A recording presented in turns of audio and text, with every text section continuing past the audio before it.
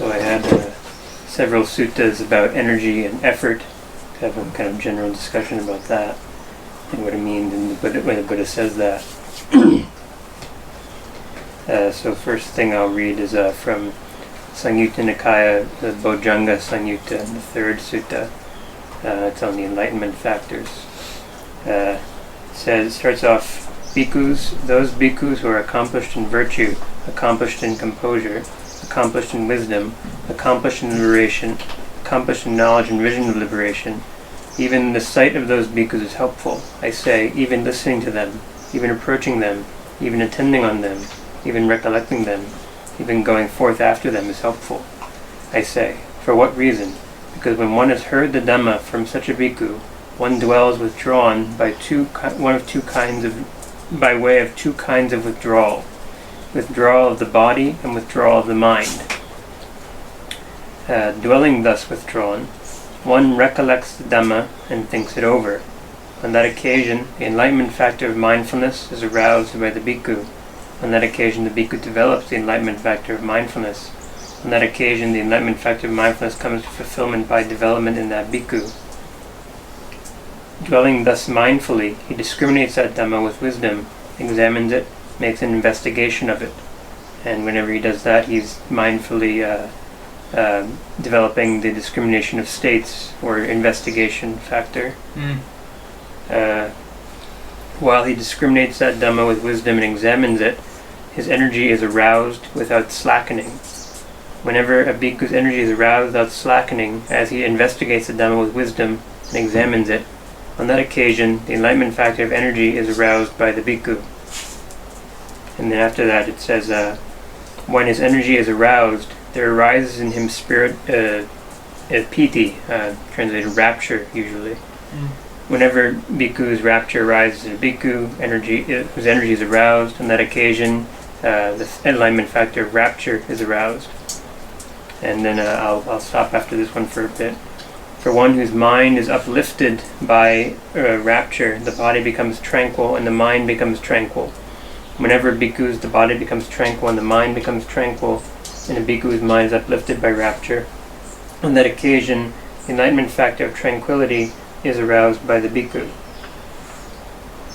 So, the sounds of it are like, at first glance, you kind of think of energy as always this kind of over-energized. That seems to be the usual kind of assumption. But it's here saying that it's clearly within kind of the framework of, it's also for, what's the sake of that applying energy? Well, it's for having a certain kind of tranquility. But then people overdo tranquility too. So, as far as that goes, what exactly is that kind of energy that allows for one to be tranquil and not to be like that kind of assumption that we have of just like too much? Well, it's not an inspiration to do something, which is usually requires too much. Requires you to be externally inspired, so to speak. Find external reasons that will motivate you to do things. It's more like the recognition from the recognition of the right view, first of all.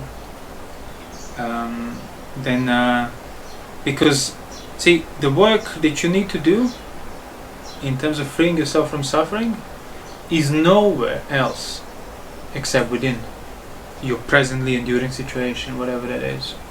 So it's not in the future, it's not in the past, it's right here. So if you're not free from suffering right here, right now, it's because right here, right now, you are still entertaining craving, or the view of craving. So once you actually discern that that work is not just that it's not elsewhere, you also discern that it's very doable.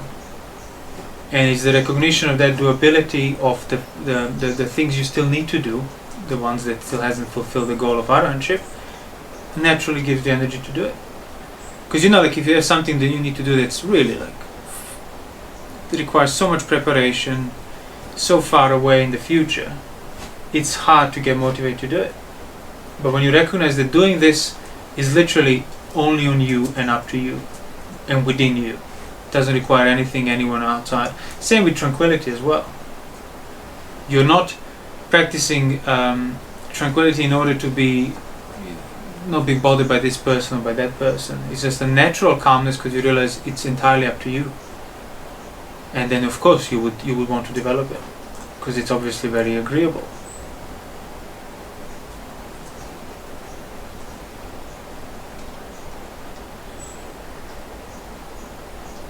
So it sounds to me also like it's like something that it is not like, it has to be almost like a steady kind of thing. Like I'll read the other sutta I was going to mention. That's the one that's quite well known.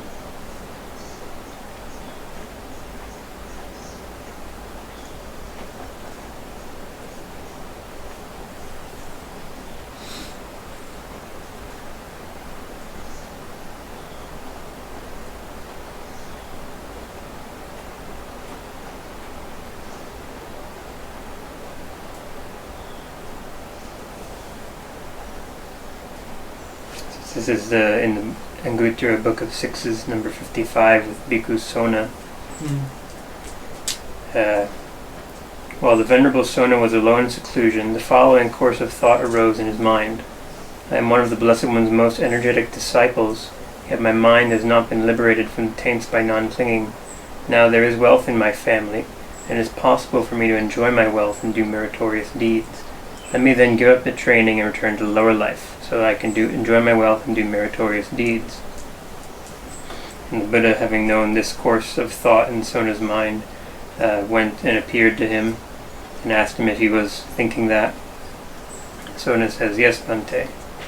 And then the Buddha asks, "Tell me, Sona, in the past, when you lived at home, weren't you skilled at the lute?" "Yes, Bhante." "What do you think, Sona? When its strings were too tight, was your lute well tuned and easy to play?" "No, Bhante." "When its strings were too loose, was your lute well tuned and easy to play?" "No, Bhante." "But Sona, when its strings were neither too tight nor too loose, but adjusted to a balanced pitch, was your lute well tuned and easy to play?" "Yes, Bhante." "So too, Sona, if energy is aroused too forcefully, this leads to restlessness. And if energy is too lax, this leads to laziness. Therefore, Sona, resolve on a balance of energy, achieve evenness of spiritual faculties, and pick up your sign there."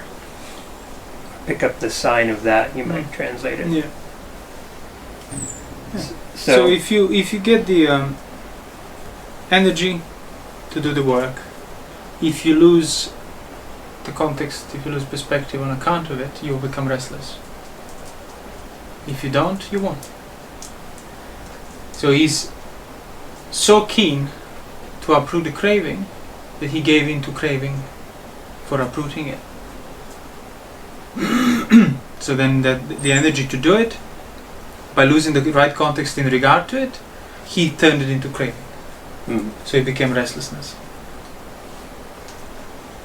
Or same, the energy to be calm, the intention to be calm, if you lose the context of it, it becomes just lazy, careless, drowsy, sleepy, whatever else. But if you keep the context, then it's just calm energy.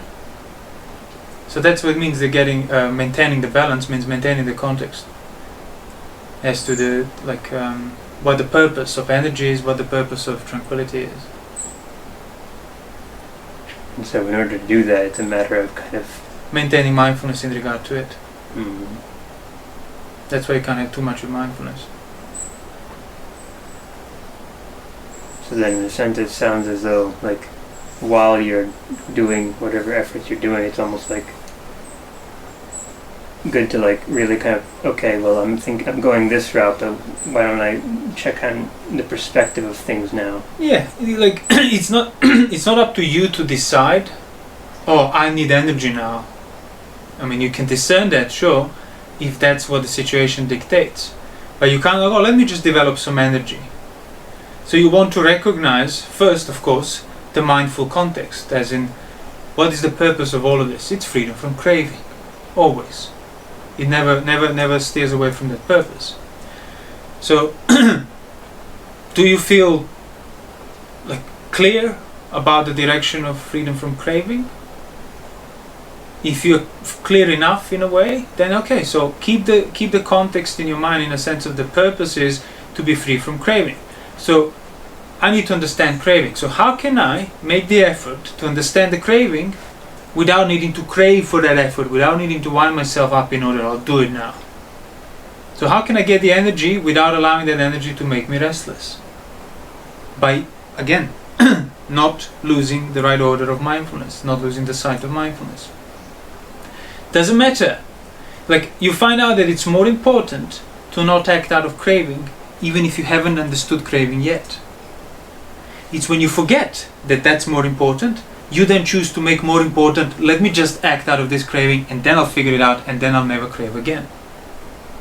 And then you end up just revolving in a vicious circle, because you yourself maintain the craving in order to understand the way out of craving. But the way out of craving is by cessation of craving, not by understanding it on your own terms. And so if you believe, then say you want to contemplate something or you don't want to, if you feel muddled about the intention behind that, you need to know the intention behind. Yeah. So I want to contemplate this. Why? Is it because I want to get rid of the unpleasantness of craving? Means you're acting out of craving. Oh no, I don't feel anything unpleasant. I just want to invest some effort into, like, stirring a few things up to create a work because the mind was a bit dull. Yeah, that's fine. But if your mind is not dull, then it's just too tight. So then you actually want to be, no, I will not lose perspective. See, not acting out of craving does not automatically mean, oh, I'll just go and sleep and be lazy and drowsy. It doesn't. It just means you don't lose the mindfulness, you don't sacrifice the priority of mindful context on account of what you want to do, even if it's to understand craving. So if you're not sure why you're trying to understand the craving, as in, is this rooted in trying to get rid of the suffering? Or is it maybe means you're doubtful, means you should calm yourself first. And you calm yourself first by maintaining absence of craving is more important than acting out of craving even for the sake of getting rid of the craving. And you are responsible for absence of craving or for presence of craving, because craving needs action to be maintained. You need to act out of it. So if you're not acting out of it, you realize, okay, that's all I need to do for now. Now when there is no pressure of craving, then the mind can maybe think, if he wants to still think about these things, but often you realize the only reason you wanted to understand craving was just to get rid of the pain that was currently felt. And that's already rooted in craving.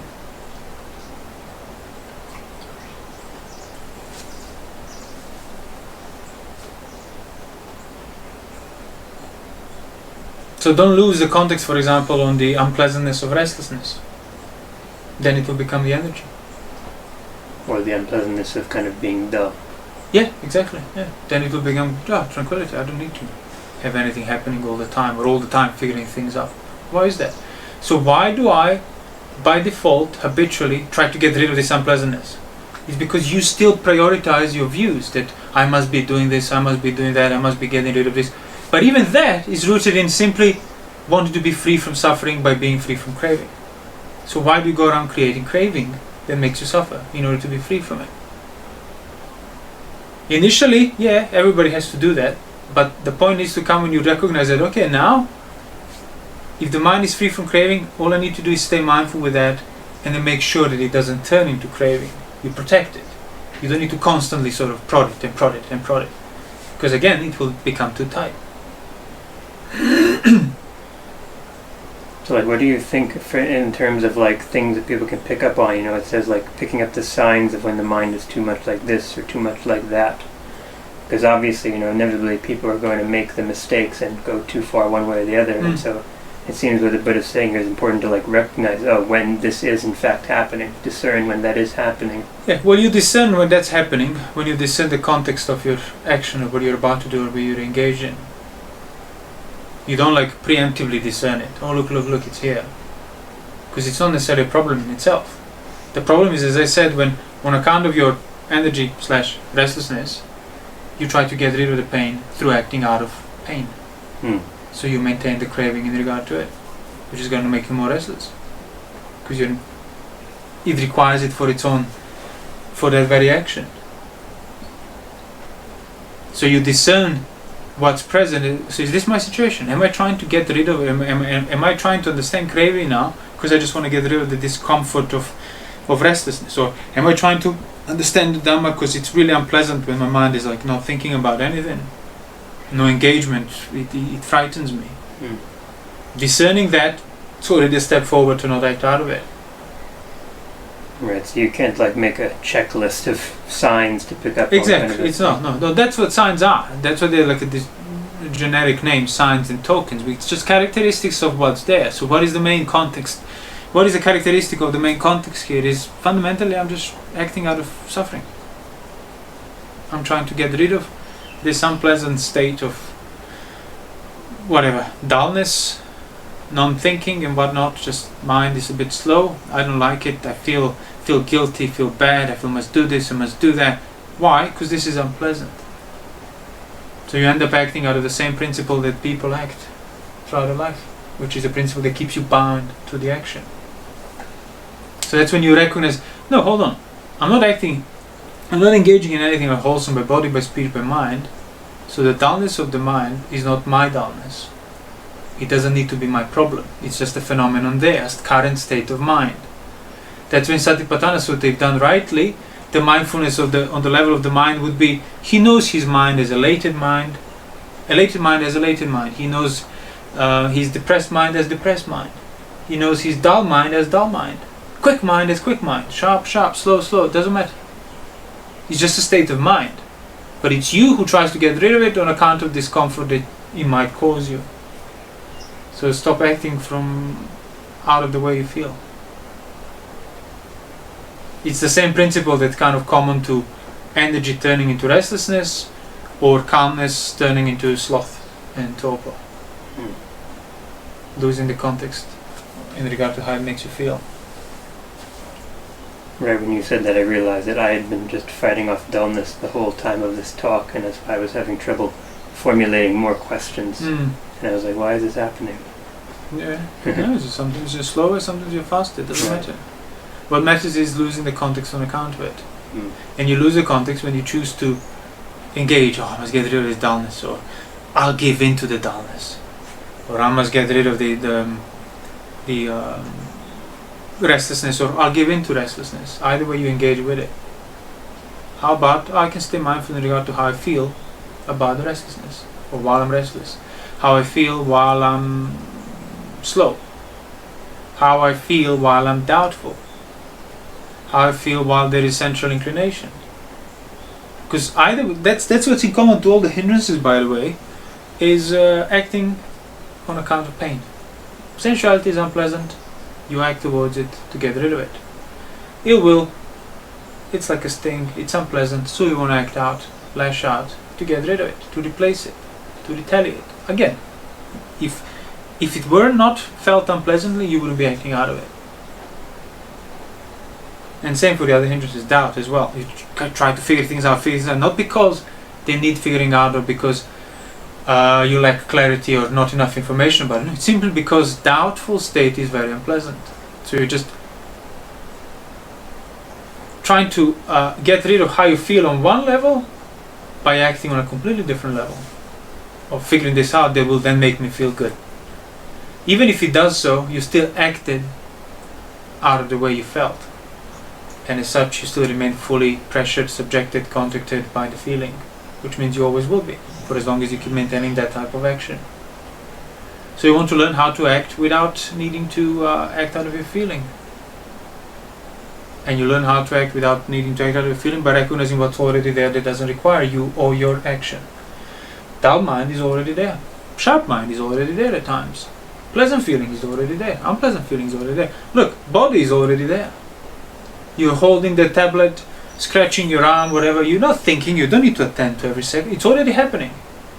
And you don't need to stop it in order to recognize it. You just need to realize that there's a whole domain of things already happening that do not require your volition, your interference, your greed, your aversion, your delusion, your views, your assumptions. Completely redundant.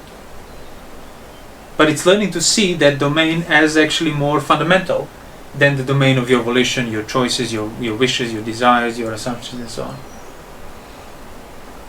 you said to check how you feel in regards to a thing. So it's not so that saying like, in a way it's almost obvious, like yeah, it's going to be painful, but like how do I feel about pain is more important. Yeah, perhaps. yeah. Like what I asked you the other day. Oh, so what's your current mood? My current mood is a bit unpleasant. How do you feel about that mood? Do you feel like, oh, this mood is unpleasant and I must understand it? Means that's what your mood is, really. It's how you feel in regard to your mood is where your mood is. So you discern maybe you aren't so bothered by the pain. At that time you might say, oh, I feel kind of okay about it. It's fine. Yeah, so okay, so it's unpleasant, but it doesn't need to be anything more than that. Unless you lose the sight of it and then automatically start leaning towards trying to get rid of it.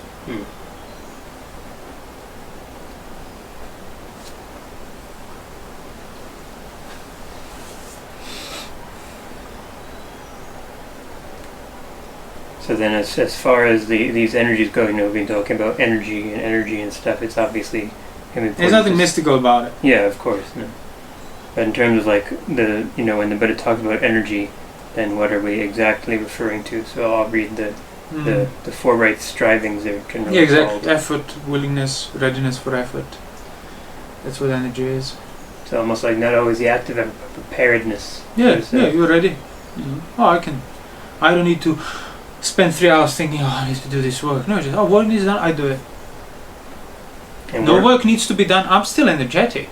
Without needing to act and kind of engage with things because I'm so full of energy. No. You have energy means you're ready to act properly. If lust, you're ready to not entertain it. If non-lust, you're ready to protect it. So that's why energy, rightly, with the right context, it's effortless. It's not you doing. Okay, so he says tireless energy. That's what tireless energy is, exactly. It doesn't tire you. You don't need to be tiring yourself out of that energy. It's just endless energy because it's an endless readiness.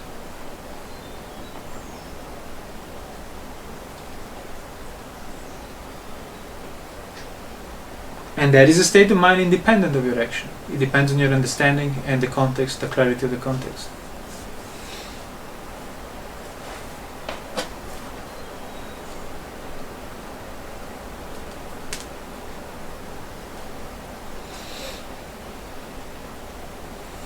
So there's four right strivings. He says, here bhikkhus, a bhikkhu generates desire for the non-arising of unarisen, evil, unwholesome states.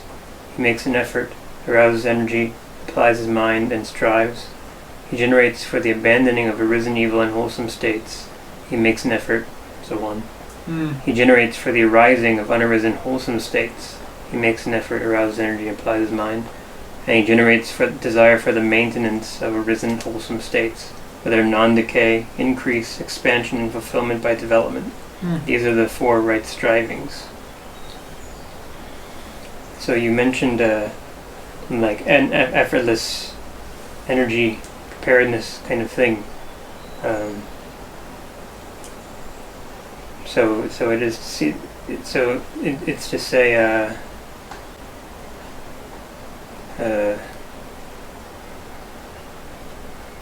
I lost the question because mine's still dull. Yeah, no, it's all right. It's if done rightly, arousing of that energy against the backdrop of the right context. It's same like with the arising of maintenance of mindfulness. It's effortless and it's also not unpleasant. If if you need to arouse the energy, and it feels like a chore and it's unpleasant, means there is that element of restlessness that bothers you. Means you're acting out of craving. Like why are you ask yourself why do you need to arise energy then?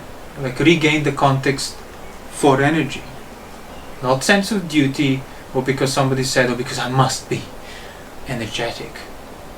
No, then it's you can't sustain that. And it's like why? Why do I need to arise energy? And what he says, why? To dispel the unwholesome state. Oh, so are there unwholesome states that need dispelling? No. So what am I arising energy for? Maybe I'm already energetic, I just don't see it because I turn it into restlessness by default. As in, I am ready to deal with things when they come. That doesn't mean you keep going inviting them to come. Quite the opposite. You learn to recognize when they're not there, then okay, now it's a different energy. It's not the energy, I must deal with this because there's nothing to deal with it. I just must protect this. And you protect it by not trying to deal with it. So even in the sense of like sometimes, it almost seems like an obvious thing, like, you're a little bit dull, a little bit tired. The obvious thing at surface is just kind of rouse yourself, but it's not always necessarily the right thing to be doing. No, of course you're not like no. passing out or something. Exactly. So I feel drowsy and tired. Why? I'm not sure why. I just feel that way. Okay, so is it a problem? Am I giving into lust on account of this? No. Am I giving into anger, ill will on account of this? No. Am I performing actions of distracting nature on account of it? No. Okay, that's all I need to do. Not give in to these things. I don't need to get rid of this because I didn't have say in its arising. And then you realize maybe because you didn't sleep well last night, maybe because you were tired, maybe because you didn't eat enough, maybe because you're sick. Who knows what the reason is? Doesn't matter. What matters is why do you act out of it. I must always get rid of the fatigue and tiredness. It's impossible because the body gets fatigued and tired. You just don't want to act out of losing the context. You don't want to act out of a habit, out of a duty, out of a whatever. It's usually a habit because in the beginning you don't really can't see the threshold of the hindrances, so then everything and nothing is a problem. When problem is there, you don't see it. When problem is not there, you make it into a problem. So inevitably you have to work your way through that, but the point has to come when you recognize that, yeah, okay, I'm dull, I'm tired, I can't think. That's not the problem. The problem is when I choose to act towards greed, towards ill will, aversion, hatred, towards distraction, carelessness, out of this feeling. And that's a clear choice. So you just don't act there, and you don't need to do anything with it. You mentioned before, like... And by the way, same if like, I must figure this out. Why? Oh, because I want to get rid of it. So I'm acting out of it just on the level of the mind. And you mentioned like if there's doubt or ambiguity, it's kind of probably on that side of things. What do you mean? Like you want to contemplate something, you want to do something. It's like almost like you're finding different reasons, so you're not really finding the right reason. Oh yeah, sure. You're not even clear as to why. You just keep looking for something to do. Right, you just look for almost like you just in your mind starting to give justifications. Yeah, well, that's like acting out of doubt. Yeah. See, like you can, as I said many times before, you can only doubt the content of your experience, of your thought, of the idea, whatever you're doubtful about. But you can't doubt that you're experiencing nature of doubt, that you're under the pressure of doubt. You cannot doubt that. But losing the sight that that's what's first, that that's where the problem is, you then give in to try to clarify the content, deal with the content, re-explain the content, revisit the content, reread the content, hash out the content again because it doesn't make me feel right. It doesn't make you feel right because doubt is unpleasant. That's it. You don't want to feel unpleasant.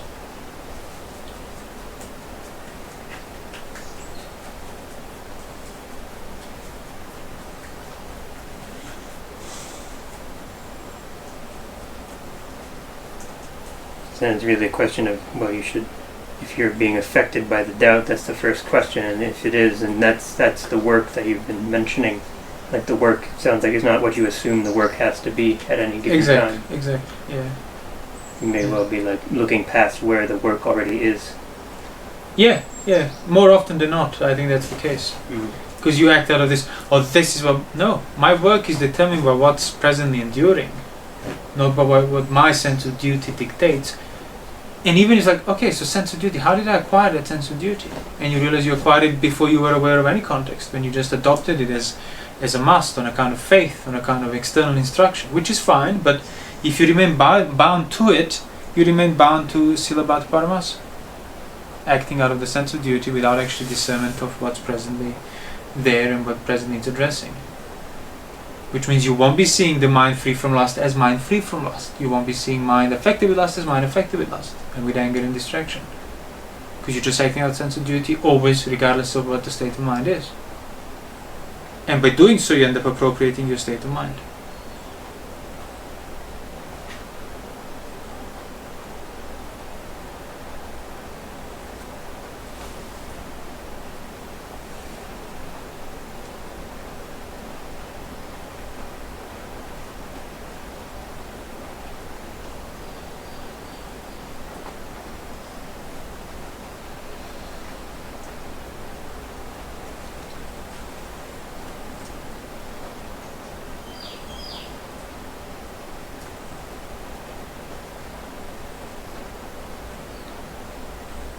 Do you have anything you wanted to bring? Sometimes I've seen the translation for energy as zeal, and it made me think of the first sutta you had read. You know, seeing a teacher or accomplished bhikkhus, instead of like having this arousal of energy, more of a zeal in the sense of confidence, like recognizing. That's like in the other suttas when it says, man interested in his own welfare, he goes and visits wise men, and then he lends the ear, understand what they say, then he measures the task. So it's like a prerequisite for the zeal. Oh, this is what needs to be done. You can't be zealous about a task when you have no idea. But, I'll just do everything and nothing. I'll just pray or meditate or watch my nostril, and then the work will be done for me. No, you know exactly what needs to be done to free yourself from suffering. Mm-hmm. Means that's it. It's doable. By knowing what needs to be done, you make it doable. Mm-hmm. And then the energy will arise from it. Yeah.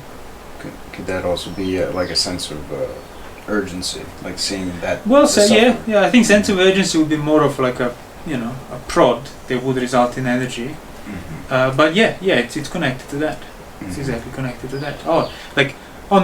There's this work that needs to be done, but I can afford to not do it. No, you recognize, it needs to be done, and now I know what it is, and it's like, it's a must. It's an imperative. You will have to do it. But because now you recognize for what it is, it doesn't feel like this ambiguous sort of non-defined chore that oppresses you, but you can't really put your finger on it. You know exactly what suffering is, what freedom from suffering is. Don't need the leech. You know exactly what suffering is, what freedom from suffering is, and you know exactly what to do to develop it. Mm-hmm. So that's why the right view needs to come first. Otherwise there is no right effort without a right view.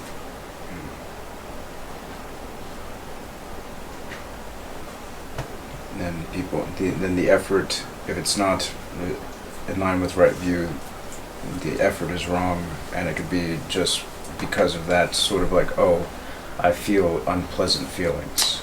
But if you have that understanding of that, like you understand the feeling, or you understand that you're not allowing craving to basically take you here and there. You're applying the effort rightly.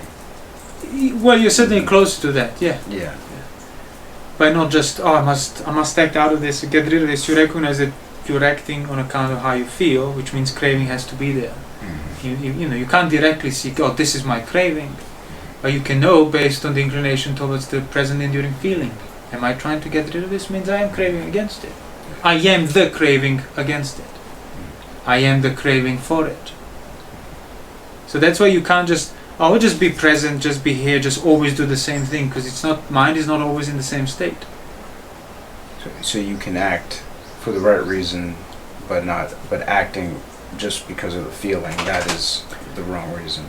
Exactly, that's going to make it wrong. That's why you're still not going to be freeing yourself from craving. Mm-hmm. You might, it's my duty to contemplate and to walk in meditation. Yeah, why? Because you need something to do? Because you're restless? Because it's unpleasant? Because you want to get rid of the pain? Or because you really want to maintain the state that's free from craving that you understood so?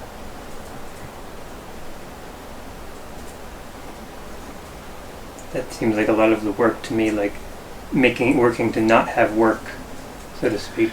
Yeah, that's why you start doing it rightly, it ceases to be work. That's why you say, they practice the Dhamma, full of joy and delight, because it's effortless.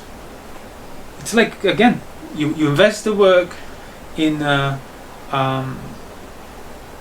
adjusting your strings of your lute, but once you get them right, it's just effortless. Music just flows. And then you only adjust it when it needs to be adjusted. Not I'm just part of your playing is adjusting it. That's not playing. So, like, for example, let's say the sutta, like there's this one, the Majjhima Nikaya, I don't have it with me here. The one where I mentioned, like, the ways of stilling or calming, I don't know how you want to translate it. Removal of distracting thoughts. That's how it's translated. Yeah. Usually. Yeah. So like that one, I think a lot of people kind of misinterpret it as like, I do this when this is here, I Yeah. do that. Yeah, exactly. That means either way you keep acting on account of unpleasantness of what's there. Mm. And that is on the level of doing, which is why it's unpleasant. It's a duty, I have to do it. I have to respond to this. And that's why it's always going to be a burden. But if you do it rightly, it's not on the level of doing. It's on the level of discerning, which is effortless. Because things you discern are already there. You don't need to develop them, create them, or like, bring them back or something. They're there. You just need to stop distracting yourself from them through your efforts of doing them.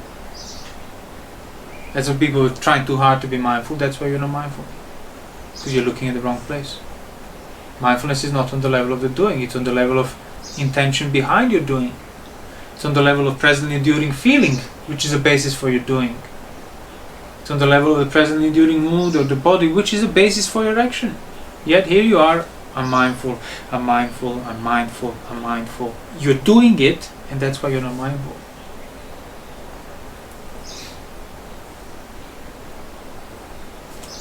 So in terms of that, it sounds like it's something like, okay, you are properly enduring whatever unwholesome thought has arisen, and then kind of these features, you've read about them, they will become apparent because you're not. Because now you're providing the basis for those features to be discerned, because they are on those levels, but you were not seeing it because you were not familiar enough.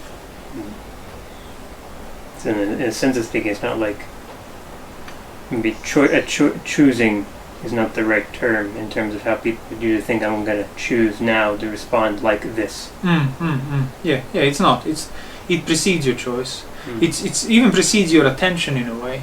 That's why I keep saying, like, mindfulness is about discerning the context, knowing what's already there without needing to attend to it to know that's already there. The only reason you can attend to what you feel is because you're already feeling it, which means there's already a recognition of what's being felt. But you choose to ignore that, put that second, you choose to compromise that by allowing, when I attend to it, now I know it's there. But you already knew what was there.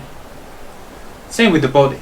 You don't need to keep attending to yourself that you're seated now. You're just seated, and if I were to ask you out of the blue, what's your body position?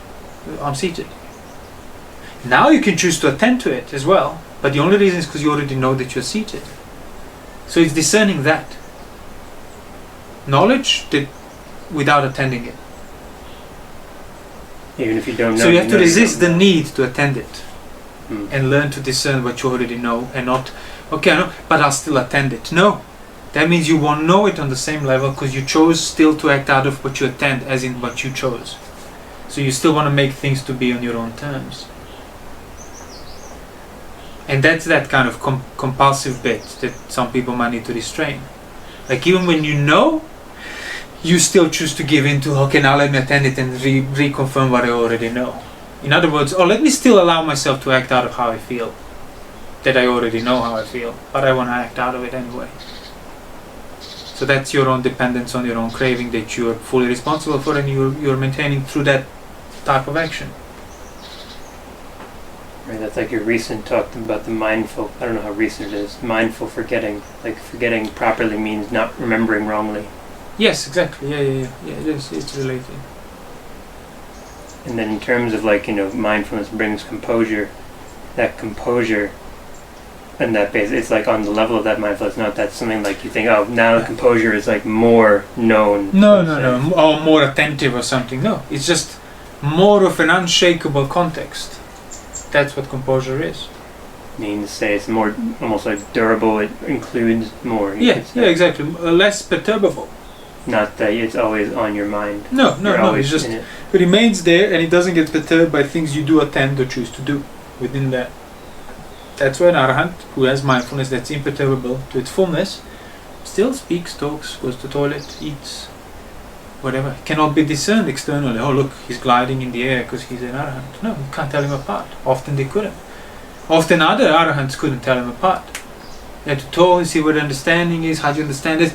Okay, yeah, his mind is most likely free. Even the Buddha couldn't always tell. He said, yeah, he's free maybe, but if there's some residue left, a little bit somewhere, unspecified, who knows to what extent. He'll be reborn in those great heavens and then become a non-returner. So it's about developing that kind of context, discernment, which is what your mindfulness is, to the extent necessary for removal of any basis for acting out of greed, out of aversion, hatred, carelessness, out of distraction, boredom, all the unwholesome things. That's why they're unwholesome.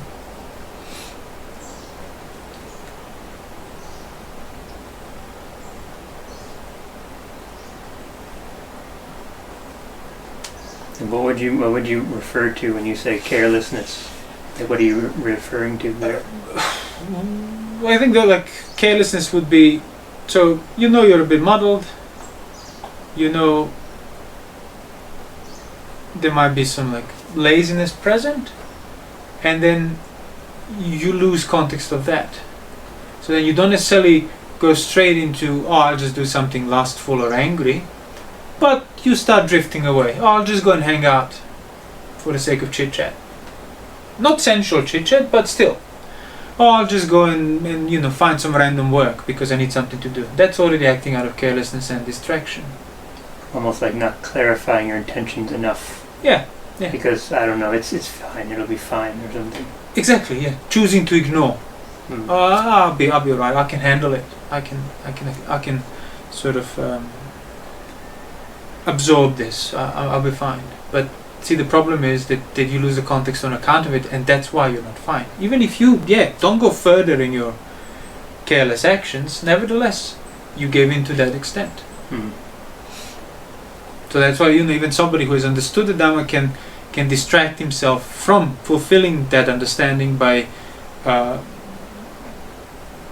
work. What was the other one? Sleep and talk. Company, yeah, exactly. So just dwelling in company, finding random things to do, work that doesn't need to be it's not end of the world or something. No, it must be done, and then you just enjoy doing it. Building things up and repairing things they're not to the point of repair, or just finding things to do, finding activity, finding engagement, finding projects. Yeah, because that's the hard thing for me to kind of choosing when and where to actually start investigating my intentions, because I have this inclination I have to check every thought, and it's just not possible, not sustainable. Of course, yeah, it's just going to wind you up quite unpleasantly because you keep trying to control the uncontrollable. Well, let me check this. Let me check why am I checking this? So let me attend to this. Let me attend to this. Let me attend to this. Why are you attending to it? To discern the knowledge that precedes your attention. So that's why more often than not it's actually people too keen to get rid of things even at the pretext of practicing the Dhamma. So that's why calmness requires learning. Samatha requires learning, requires understanding what samatha is, as the suttas often say.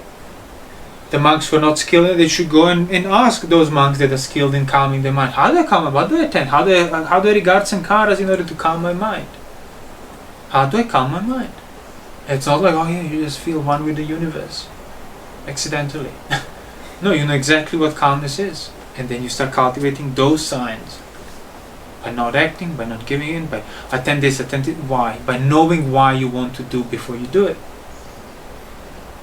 So exactly, how do I attend sankharas? How do I attend the determinate containers for my attention, for my action? Tell me how to regard them, so I'm not pulled by my attention, by my action. How to regard them. Yeah. How to maintain the context in regard to them. How to not lose the sight of them. Why, as I said before, why would you be acting out of, I need to attend every thought?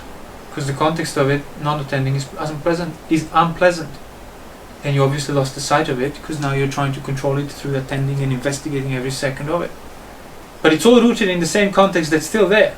And that context is the sankhara of all of your actions. It determines the direction of every single action you do on account of it. So how do I then regain the right perspective on those sankharas? How do I regard them? And then I won't be pulled by things that I'm attending to, or needing to, or pressured by those things. So it seems like the most kind of straightforward to the point when it's like discerning how you, as we said before, how do I feel about this like intention that I'm doing? Am I doing it because I really like feel a need to do it? Yeah, clarifying motivation behind your action is already the beginning of samatha, because it's already the beginning of unification. See, in day-to-day life, reasons for doing something mind is unified to that extent throughout all the actions of doing that thing. So you want to, I don't know, drink some tea or something. All the little things you do, preparing tea, getting together, boiling the water, drinking it, it's already unified by the intention to have tea being drunk. But it's usually things that we attend to pull us away from what we already know. You already know you want to have tea. You already know what tea. You already know everything. You don't need to go and, so what do? I need to take the cup, put the bag. No, you just do all of that because it's already unified by the intention to have the tea extracted basically from the bags with the hot water, and you already know how to do it.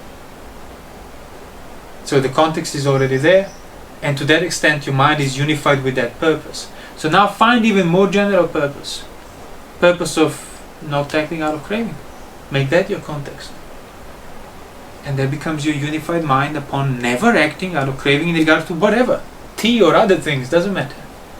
If it's rooted in craving, it's not acted out of, because you clarify that context to the point of actually, now your mind is unified in it. So that's already samatha.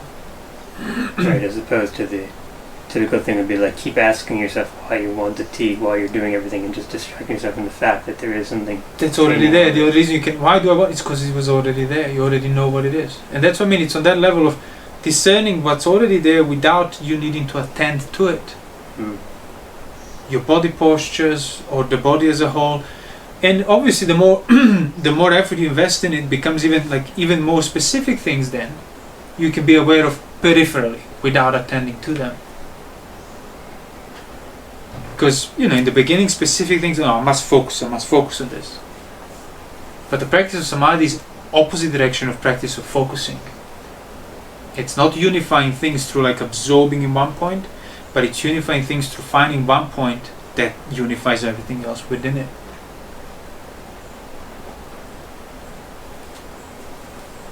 So yeah, it is one-pointedness. It's just such a vast point, vast container, that whatever occurs within it is seen against that perspective.